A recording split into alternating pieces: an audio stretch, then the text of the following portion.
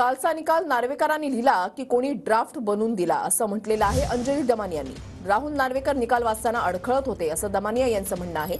नार्वेकरांना आज विचारलं तर नीट उत्तरही देता येणार नाही असा टोला देखील दमानिया यांनी लगावलाय।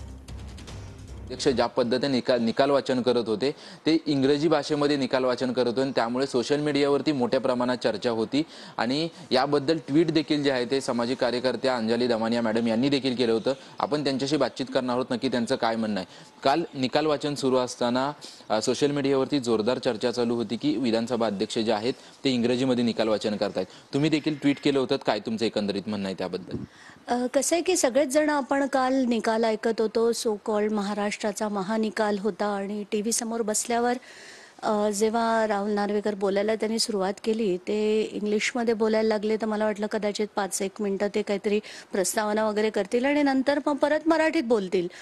पण त्यांनी ते धडाधड निकाल वाचायला सुरुवात केली आणि ते इंग्रजीत ऐकून म्हणजे मला ते ठीक आहे साऊथ मुंबईचे आहेत आणि फार उच्च शिक्षितही आहेत, पण महाराष्ट्राचा महानिकाल हा मराठीत असायला हवा होता, पण तो का नव्हता असा प्रश्न माझ्या मनात जेव्हा पडला तेव्हा कुठेतरी अशी एक पाल चुकचुकली की बाबा काहीतरी याच्यात चुकतंय।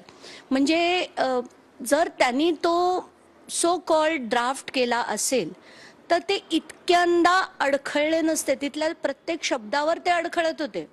म्हणजे मग हा महानिकाल जो आहे तो कोणी सुप्रीम कोर्टाच्या लॉयरनी ड्राफ्ट केला का आणि यांनी फक्त त्याचं वाचन केलं का, असं जर असेल तर हा खरंच अतिशय एक मोठा अलार्म आपल्या सगळ्यांच्या मनात झाला पाहिजे। आता तो त्यांनी कोणाकडनं ड्राफ्ट बनवून घेतला का, भाजपनी बनवून घेतला का, कोणी बनवून घेतला का, शिंदेनी बनवून घेतला, त्यांचं त्यांना आणि परमेश्वराला माहिती, पण त्यांनी ते जे लिहिलेलं होतं ते त्यांचे शब्द नव्हते, कारण त्या शब्दांवर ते अडखळले नसते। कॅमेरामन मनीषसह निवृत्ती बाबर, TV9 मराठी, मुंबई।